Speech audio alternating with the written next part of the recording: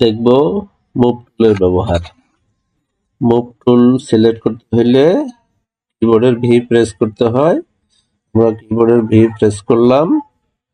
এখন এই যে বৃত্তটাকে আমরা মুভ করতেছি, এই যে বৃত্তটাকে মুভ করে আমরা এখানে নিয়ে আসলাম।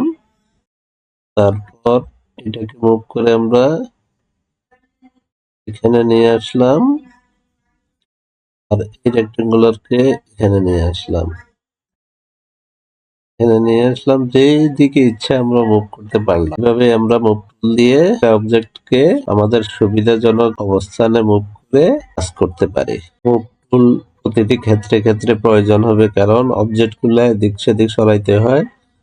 সরানোর জন্যই মুভ টুল ব্যবহৃত হয়। আজকের পর্ব এখানে শেষ। পরবর্তী পর্ব দেখতে চাইলে আমাদের চ্যানেলে সাবস্ক্রাইব করে বেল বাটনটি অন করে রাখুন।